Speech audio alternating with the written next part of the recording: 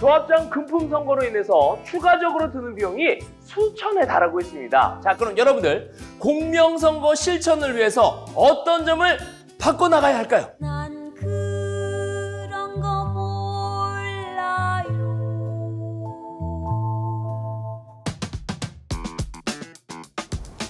이씨. 씨. 어디 읍내 갔다 오나? 마실 갔다 와. 아, 그래? 근데 조합장 선거가 내년에 있다던데 내가 조합장 선거는 처음이라 어디에서 어떻게 뽑는지 알아? 난 정말 몰라요.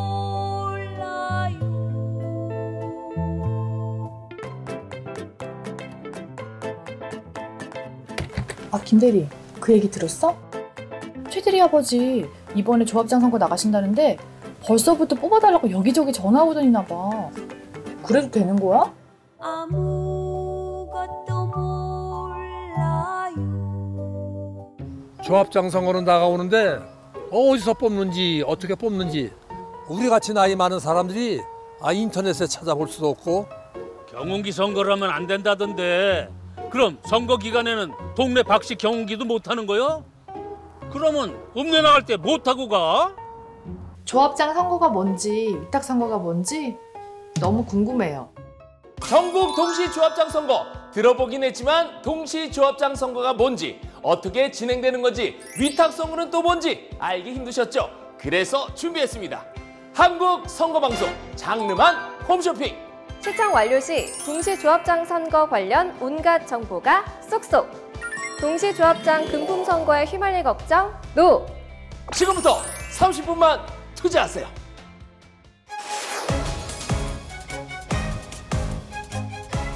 안녕하세요. 반갑습니다. 지금 정말 잘 들어오셨습니다. 선거 호스트 문영일입니다. 네, 반갑습니다. 선거 호스트 신샘입니다. 네, 지금 굉장히 헷갈리실 것 같아요. 이게 홈쇼핑 방송인지 선거 방송인지 많이 혼란스러우시죠? 네, 하지만 그런 거 중요하지 않습니다. 네. 중요한 거는 오늘 채널 선택을 아주 잘하셨다는 거잖아요. 맞습니다. 예, 후회 없는 선택의 시간 아주 지금 잘 들어오셨습니다. 네, 결제 필요 없습니다. 네. 전화 상담 필요 없습니다. 그냥 집중만 하시면은 다양한 선거 정보를 쏙쏙 빼가실 수 있습니다. 네, 국내 최초, 국내 유일 선거정보 쇼핑 채널. 지금부터 채널 돌리지 마시고 30분 동안 집중하시면 알뜰살뜰 실속 정보 확실히 챙겨가 보실 수가 있습니다. 네, 오늘 그 첫 번째 시간이고요. 한 번 보면 중독되는 한국 선거방송, 후회 없는 채널 선택, 장르만 홈쇼핑입니다. 한국 선거방송 장르만 홈쇼핑, 오늘의 주제는 바로 이겁니다.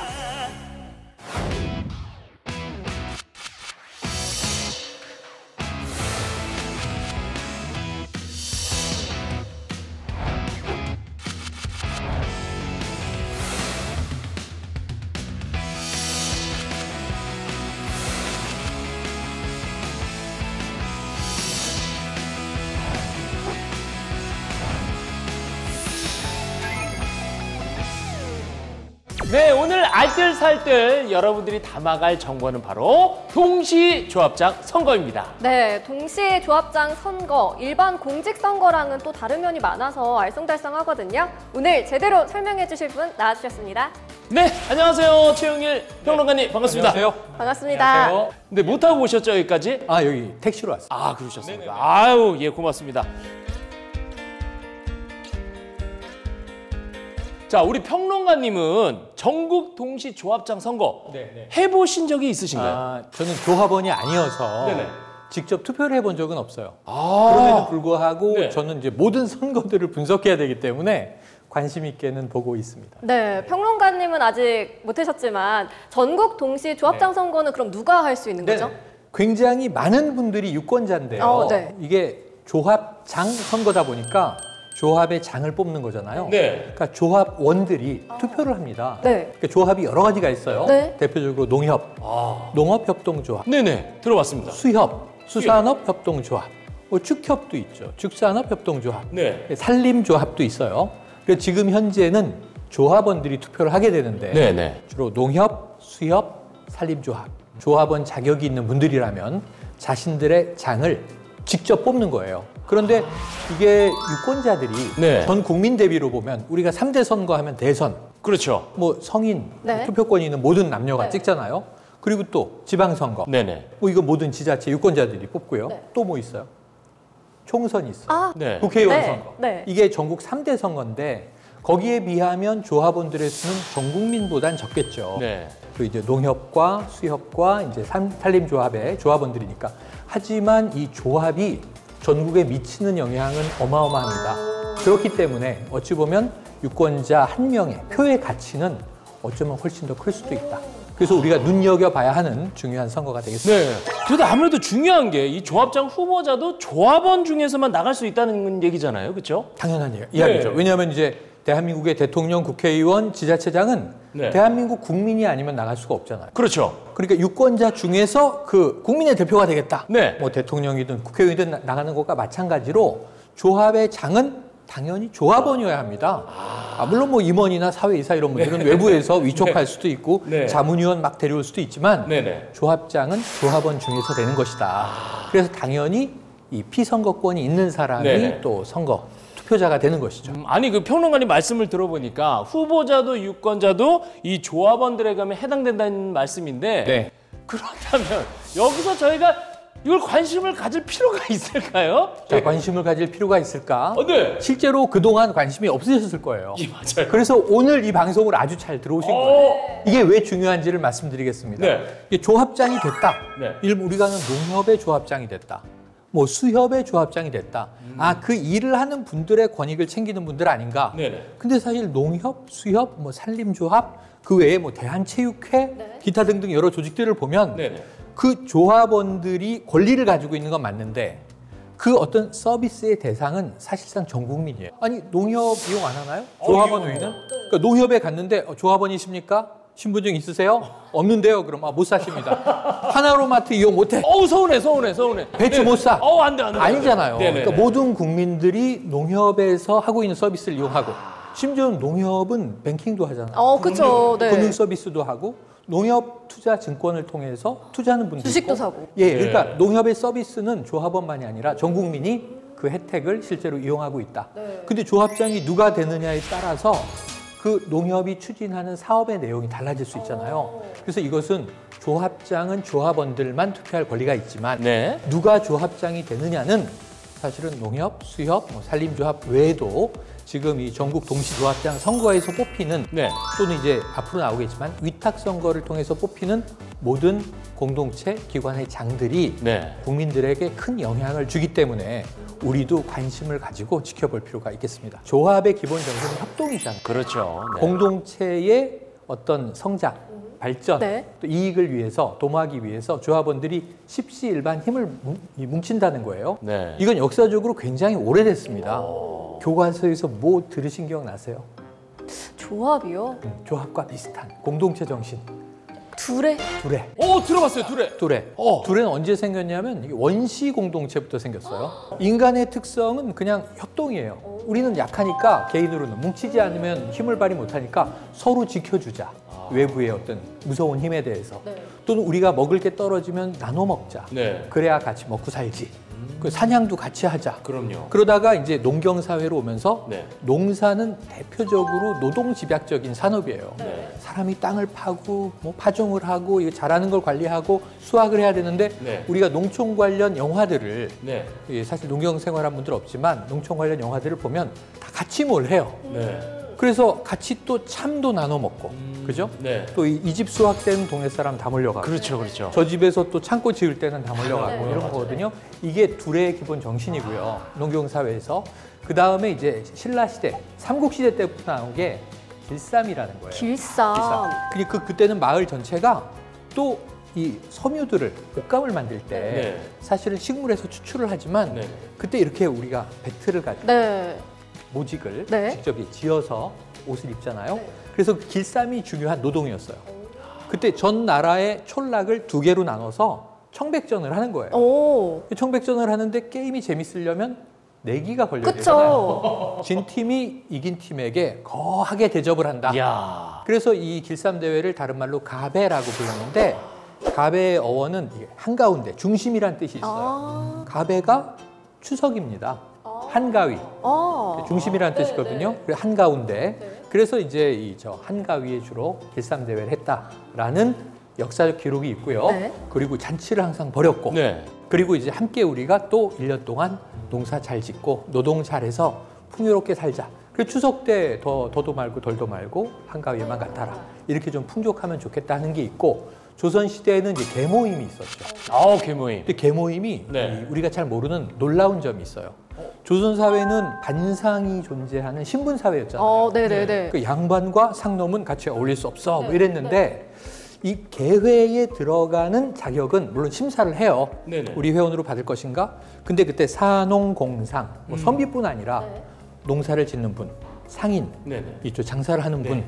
뭐 이런 분들을 다 망라해서 누구나 신뢰할 만한 사람이다. 그러면 계회의 회원으로 받아들이고 그 안에 회원이 일단 되면 신분을 안 따졌어요. 똑같은 권리를 가지고 똑같이 예를 들면 조합장 투표를 한다. 그러면 한 표의 권리를 갖는 거예요. 그러니까 이게 조선 사회였지만 의외로 민주적인 공동체 조직이 조그맣게 있었다. 이게 사회를 운영하는 어쩌면 평등의 원칙이었을 수도 있습니다. 네. 어떻게 보면 그러면 함께 잘 살자라는 협동과 중요한 말씀. 네, 또 그리고 신분을 따지지 않는 민주주의 정신이 기반된 그런 모임이라 할 수 있는 거죠. 그런 모임에 기반돼 있고 또 조금 이제 여기다 가미를 하면 네네. 독립, 자율 이런 것들이 같이 배가 된 지금 말씀하신 대로 협동, 독립, 자율 그리고 민주적인 원칙이 아주 오래전부터 깔려 있었던 것이 아닌가. 그렇군요. 지금 채널 돌리셔서 지금 시청하고 계신 분들은 이게 지금 역사 이야기를 하는 프로그램인지 헷갈리실 수도 있어요. 예, 그래서 채널을 돌릴 수도 있는데 잠시만요, 여러분들 끝까지 하시면요 실속 정보 확실히 담아갈 수가 있습니다. 그럼 이런 형태의 조합은 언제부터 탄생을 하게 된 걸까요? 현대적인 네. 조합. 지금 역사 얘기로 착각하실 수 있으니까 원시 시대부터 나와서 네네. 삼국시대, 뭐 조선시대 이제 말씀드렸습니다만 네네. 우리가 지금 이제 민주적 선거를 하는 것으로 설명을 해야 되는 이 조합은 네. 현대 조합은 우리나라는 1961년. 61년. 네네. 네. 사실은 여러 형태의 조합, 뭐 노동조합 뭐 이런 것들이 네네. 이 20세기 들어와서 막 산발적으로 생겼어요. 일종의 우리 독립운동 조직도 뭐 들어보면은 우리가 나라의 국채를 갚아버리자 네네. 이런 운동들이 벌어지잖아요. 네네네. 그것도 다 이 국민들이 조합원들이 되는 거예요. 그런데 이게 이제 어찌 보면 그 시대 상황에 따라서 견고하지 않게 독립이라는 것은 해방을 목표로 싸우는데 우리가 해방이 이루어지면은 해체되잖아요. 네. 네. 그런데 이제 이 좀 영구적으로 가는 조직, 이 조합들이 1961년에 주로 생깁니다. 그래서 지금 이야기하는 농업협동조합, 농업인들 다 모이세요. 여러분들은 조합원입니다. 그리고 또 뭐 이제 수산업협동조합, 수협 이런 것들이 생겨나가는데 그런데 지금 잘 보시면 초기에는 조합장을 선거로 뽑질 않았어요. 그냥 관이 임명하는 거예요. 근데 이게 조합만 그랬냐 하면 보시면 시장, 도지사, 뭐 우리가 또 군수 뽑는 지방선거, 지방선거가 민선 7기, 민선 8기 이렇게 부르는데 이거는 국민들이 선거로 뽑은 게 이제 7번째입니다, 8번째입니다, 9번째입니다 이렇게 얘기를 하는 거거든요. 네네네. 그럼 민선 전에는 지자체장이 없었을까요? 있었겠죠. 있었죠. 네. 그때 뭐였을까요? 어떻게 뽑혔을까요? 민선의 반대를 관선. 아, 이거 중앙정부가 임명하는 거예요. 너 해. 대통령이 당신은 도지사 해. 아. 당신 시장 해. 어. 당신은 저 뭐 울산을 맡아. 당신은 부산을 맡아. 당신은 광주를 맡아. 서울을 맡아. 서울시장이 제일 위세가 세고 서울시장을 하면은 이제 그 다음에 저 사람 나중에 대권 잡는 거 아니야? 그래서 이제 관료로 성공하는 게 주로 지자체장이었는데 이거 안 된다. 왜 그 지방의 특성을 가진 고유한 다 욕구들이 있을 텐데 이걸 지역 유권자들에 의해서 대표를 뽑아야지.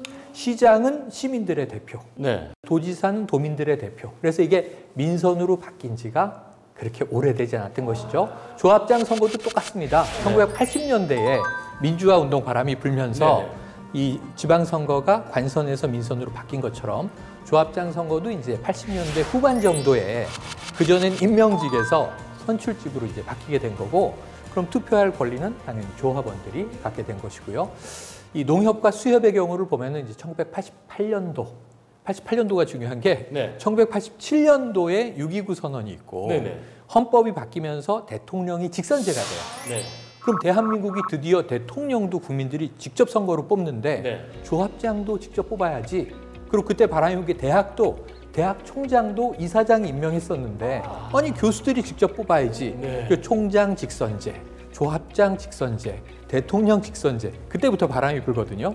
88년부터 지금 현재의 조합 선거 직선제가 도입이 됐고 이 산림조합의 경우는 이제 21세기 들어와서 2002년부터 이제 직접 선거제도가 들어왔습니다. 아까 말씀드린 대로 이 조합장 선거라고 하는 것이 자율과 독립과 민주적 운영을 원칙으로 해서 이제 돌아가는 거고요. 조합원들의 권익과 그리고 지역 경제 발전에도 기여해야 한다. 그래서 보시면은 이게 단순히 뭐 조합원의 권익 이걸 넘어서서 지역 경제를 넘어서서 이제 전국 경제까지 교육도 하죠. 그리고 또 금융 서비스도 하죠. 또 산업 경제도 책임지죠. 또 유통도 담당하죠.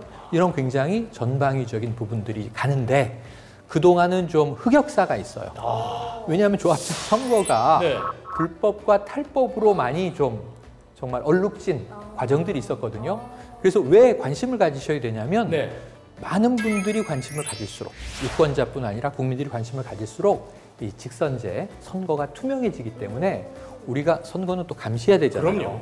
그리고 옛날에 우리가 들었던 불법 선거들은 없어져야 되잖아요. 뭐 이제 여러 가지 불법 위법들을 이제 투명화하자 이런 또 의미가 굉장히 큽니다. 네, 불법 선거 하면은 뭐 돈 선거다, 경운기 선거다 이런 말들 좀 들어봤거든요. 돈 선거는 뭐 돈을 써서 하는 그런 선거라고 어느 정도 유추가 되는데 경운기 선거 같은 경우에는 어떤 의미인지 잘 모르겠어요. 경기 선거를 아시면 굉장히 나이가 있는 분이에요. 어르신이네. 또래예요, 저희가. 제 연배 정도 되시는 겁니다. 자, 돈 선거는 금품 살포죠. 예를 들면 제가 조합장에 나갔어요. 용현아 나 찍어줘. 세미야 나 찍어줘. 얼마야? 흰봉투에 봉투를 보면은 에이 뭐 이럴 수도 있고 와 이럴 수도 있지만 뭐 몇만 원씩 들어 있고 나 찍어줘.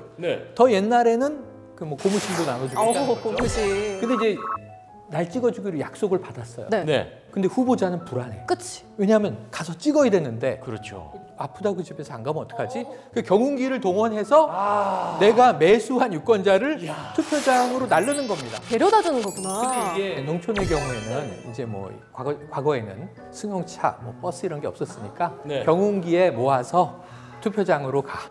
경운기에 그래서 날 찍기로 약속했던 사람들을 동원해. 이게 이제 조직 동원 선거라고 부르는 건데 요즘에는 경운기 선거는 좀 옛날 말이고요.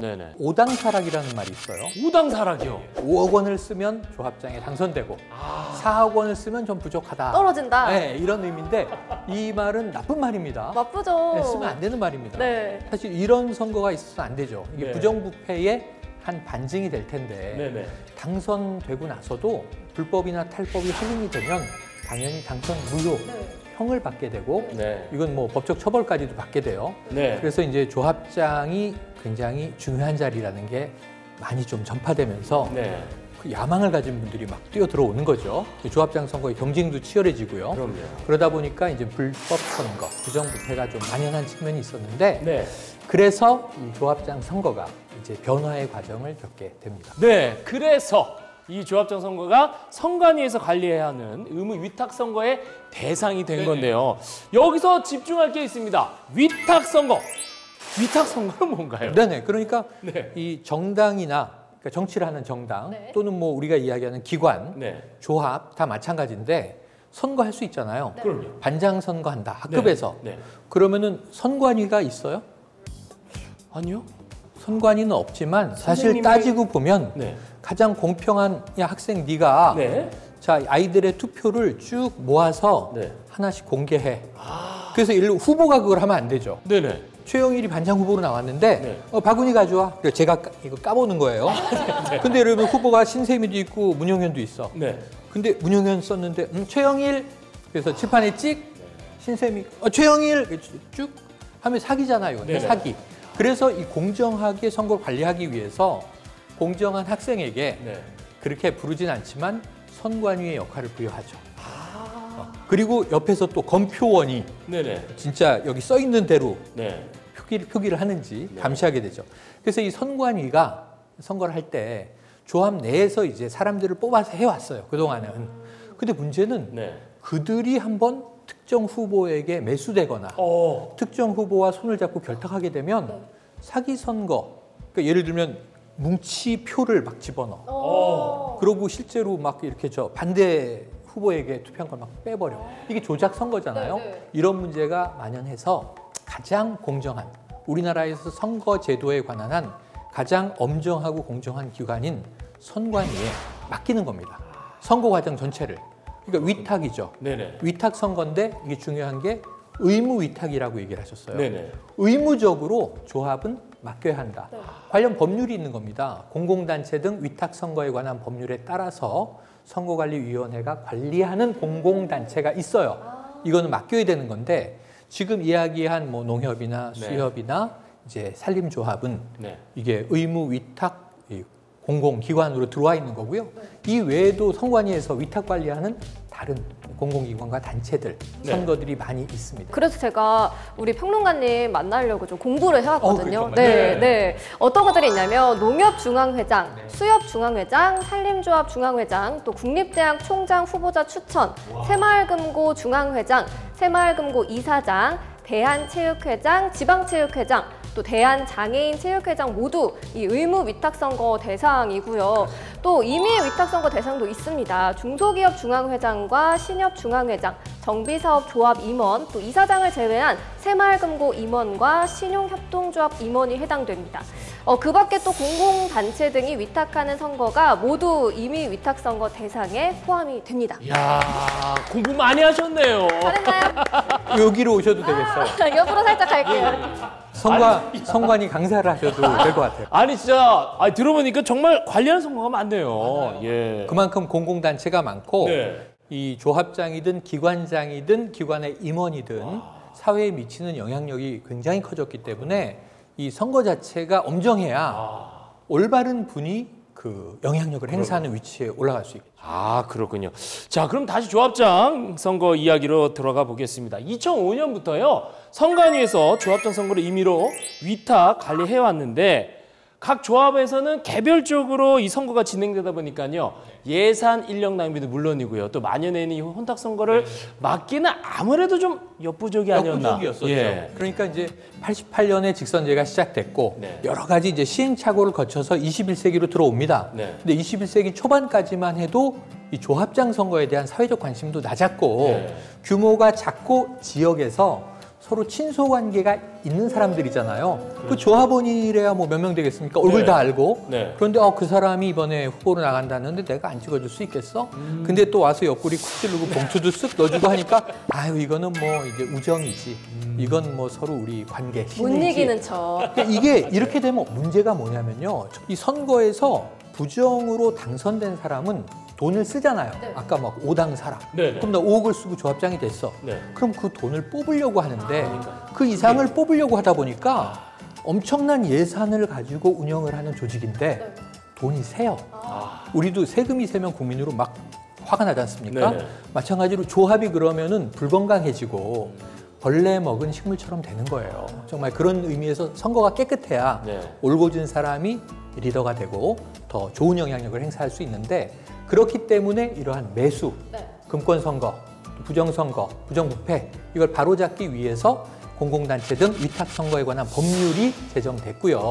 이것을 근거로 해서 이제 2015년부터 네네. 대대적인 이제 이 투명화 또는 제도화가 시작이 됩니다. 전국의 모든 농수 산림조합이 선거를 실시하게 된 거죠. 네, 그러면 2015년부터 이제 제1회 전국 동시 조합장 선거가 시작이 된 걸로 보이는데 네. 이 조합장의 임기는 어느 정도 되는지 궁금하거든요. 임기는 그냥 간단하게 이렇게 한번 기억을 해주세요. 네. 미국 대통령의 임기와 같다. 4년! 어떻게 하셨어요? 미국을 좀 좋아해서. 7년이라고 그럴 줄 알았는데 네, 4년 맞습니다. 네, 4년이고요. 근데 전국 동시조합장 선거가 실시된 이후에도 아직까지도 완전히 이 지금 부패, 위법 이런 게 근절되지 않았다는 게 문제라면 문제인데요. 네. 이게 어찌 보면 고의적으로 그러면 아주 나쁜 거죠. 그 의도하고 조직 선거를 조장하는 거예요. 네. 이건 엄단해야 되는데 또 한 가지는 제가 쭉 관찰을 해보면 네. 잘 몰라서 아예 이건 위법 아니겠지 하고 이건 그냥 관행적으로 용인되는 거 아니냐고 했는데 네. 위법인 경우가 있어요. 이건 좀 안타까운 경우인데 네. 그렇기 때문에 법을 잘 아셔야 됩니다. 그런 말이죠. 어떤 위반 사례가 있는지 사례를 통해서 좀 설명을 드리면 이해하기가 쉬울 것 같아요. 예. 그게 아주 지금 좋은 방법이라 네. 설명을 드려볼게요. 평소에 이렇게 친하게 지내던 조합원이 있어요. 네네. 네. 그런데 아파. 네. 아파. 아프면 병문안 가야지. 가야죠. 병문안 가서 아유 병원비도 힘들지 그러고 이 봉투에 한 20만 원 정도 넣어서 병원비에 보태. 근데 제가 네네. 조합장 후보야. 또 마침. 이거 위협일까요, 아닐까요? 20만 원을요? 네. 아니 저도 얼마 전에 제 친구가 아파서 뭐 음료수를 살까 하다가 좀 이렇게 넣어줬거든요. 20만 원이면 병원비에 비하면 조금 아유, 몇백만 원 나올 수도 있고. 그럼요. 그 정도는 괜찮을 것 같습니다. 예. 그래도 돈이 오가는 건데 좀 위험하지 않을까요? 네네. 이분은 돈을 줬을 땐 순수한 의미일 수 있죠. 그렇죠. 하지만 안 됩니다. 이건 위법입니다. 이게 법에 어긋난 기부 행위다. 그러니까 사실은 제가 후보가 아니면 괜찮아요. 네. 그냥 이건 지인 관계, 친구 관계인데 네. 제가 후보면 안 되는 거예요. 왜냐하면 이 병원비 도와준 기부 20만 원이 나쁘게 작용할 여지가 있다고 보는 거죠. 우리의 법은 실제로 2009년도에 제가 말씀드린 이 사례, 이 사건이 있었고 싫어해요? 청주지방법원에서 이것은 위법한 기부 행위다 판결이 나서 문제가 생겼습니다. 그렇군요. 그리고 또 이제 다른 사례를 얘기해 보죠. 요거 좀 헷갈리실 수 있는. 네, 이번에는 꼭 마치겠습니다. 네. 한 조합장이 네. 어머님이 돌아가셨어요. 그러니까 모친 상이 있었어요. 네. 그래서 이렇게 당연히 조합원이 와서 그렇죠. 이렇게 이제 조의금을 냅니다. 네네. 10만 원을 냈어요. 네네. 이거 봉투 열어보고 이렇게 적잖아요. 적죠. 예, 문용현 10만 원. 네. 근데 이분의 딸이 결혼식을 하게 된 거예요. 아, 그럼 또 가야죠. 축하해 주러 가야죠. 하나는 슬픈 일이고 애사, 네네. 하나는 경사인데 네. 가서 10만 원 똑같이 넣었어요. 이건 축의금, 네네. 이건 조의금, 네네. 부의금. 네. 그랬는데 이거 제가 후보가 됐어요. 네네. 이거 위법할까요, 안 할까요? 10만 원 정도는요, 이게 통용되는 그런 금액이 아닐까 싶어요. 이건 괜찮습니다. 저도 너무 헷갈리는데 그래도 한 5만 원 정도? 이 정도가 좀 용인되지 않을까요? 5만 원이었으면 괜찮다. 네. 그 아래로. 정답인 것이 정말요? 진짜요? 10만 원 위법이에요. 와. 10만 원을 주고받을 수도 있고 네. 예를 들면 예를 조카딸이 결혼을 한다. 네. 뭐 한다 그러면 우리가 냉장고 사줄까? 그렇죠. 좀 작게는 전자레인지 사줄까? 네. 세탁기 사줄까? 이런 거잖아요. 그 몇십만 원, 몇백만 원도 줄 수 있죠. 네. 친족 간에만 가능해요. 아. 친족이 아닌데 10만 원 주면 이거는 법이 허용하는 범위를 넘어선 금액이에요. 법은 어디까지냐면 네. 5만 원까지는 허용해요. 그러니까 예를 들면 5만 원을 조의금으로 냈어요. 네네. 제가 축의금으로 5만 원을 냈어요. 근데 제가 후보로 나갔어요. 요건 안 걸려. 5만 원까지는 우리가 경조사비로 오갈 수 있거든요. 친족이 아닌 조합원에게 화분은 못 주게 돼 있고 네. 애초에 네. 그리고 이제 하객이나 조객들에게 3만 원 이내에 식사 제공은 할 수 있어요. 그러니까 예를 들면은 문상으로 왔다. 네. 또는 결혼 축하로 왔다. 네. 3만 원 이내에서 식사 제공 가능하고 1만 원 이내에서 답례품 줄 수 있어요. 1만 원 이내에 타올이나 혹은 우산 이런 거 주잖아요. 그거까지는 허용되지만 그 외에는 안 된다. 네, 마지막 사례 하나 더 여쭤볼게요. 네. 재밌네요. 퀴즈. 진짜 맞추고 싶습니다. 홈쇼핑이니까 이제 선물 팍팍. 좋습니다. 이 시간 함께 하시면요. 실속 정보는 물론이고 선물까지, 마음의 선물까지. 경평. 네. 자, 이제 조합장이 경로당을 돌면서 인사를 하는 거예요. 네. 그럴 수 있죠. 좋은 일이죠. 7군데 경로당을 방문했어요. 그 지역에. 그런데 음료수를 7박스를 이제 준 거예요. 그런데 비용이 그렇게 크진 않았어요. 네네. 15,000원 상당. 15,000원? 예, 지역 어르신들에게 조합장 입장에서 내 판공비도 쓸 수 있는데 15,000원짜리 이제 음료수 하나씩 돌렸다. 이거 위법할까요, 안 할까요? 음료수 값이 많이 올랐습니다. 여러분들 아실 거예요. 야, 15,000원. 아니 진짜 어디 비싼 데 가면 한 잔 값이에요. 근성 커피숍에. 그런데 어르신들을 위해서 15,000원. 5만 원 밑에니까 이거는 무조건 괜찮은 겁니다. 이것도 아니면 저는 나가겠습니다. 네네네. 네. 저도 아까 말씀하셨을 때 3만 원 이하로는 식사 대접이 된다 했거든요.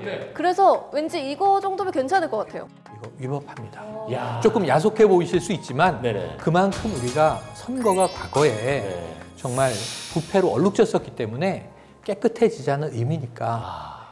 아니 정말 아니 솔직하게 저희도 지금 계속 틀리고 있는데 네네네. 몰라서 위반하는 분들도 많이 있으실 것 같아요. 네, 그니까요. 자, 여러분들 이 시간에만 만나볼 수 있는 구성 정말 유용한 정보 얻고 계십니다. 끝까지 함께 하시면 오늘 최고의 정보 담아가 보실 수가 있습니다.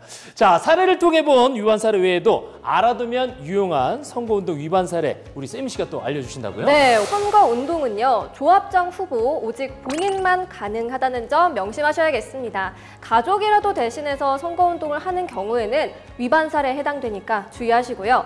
또 농민단체 초청 토론회 또한 위법입니다. 현수막을 걸어도 안 되고요. 각 집으로 방문하는 것도 금지 사항에 해당됩니다. 야, 근데 말씀 들어보니까요. 이게 다 안 되네요. 그럼 도대체 되는 건 뭔가요? 네. 지금 안 되는 것만 고르신 거예요.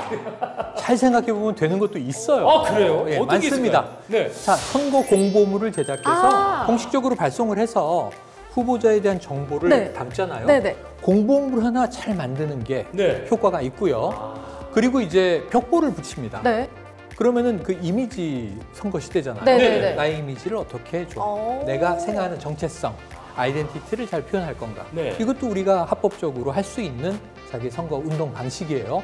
그리고 전화, 문자 메시지. 많이 받았어요. 이거 선거 운동 다 가능하기 때문에 지금 하고 있는 겁니다. 그렇군요. 아니 왜 힘들게 가가고 방문을 해요?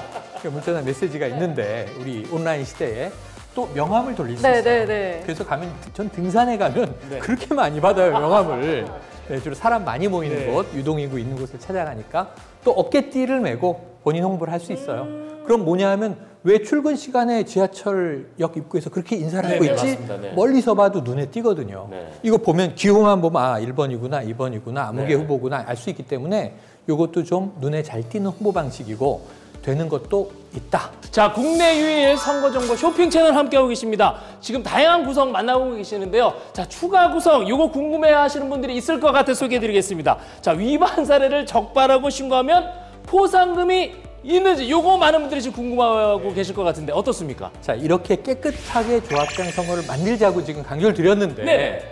우리가 과거에 자동차 뭐 이 어떤 도로교통법 위반 사례만 신고해도 네. 포상금이 있어요. 소소하지만 네. 간첩 신고하면 막 굉장히 많죠. 간첩선 얼마더라? 5천만 원, 1억? 막 그랬는데 이제 이 조합장 선거를 정말 투명하게 만들기 위해서는 네네. 시민 참여가 필요하기 때문에 네. 그런 의미에서 선거관리위원회가 포착하기 전에 위법한 사례를 신고를 했어요. 공익제보라고도 하죠. 그러면 얼마의 포상금을 주느냐?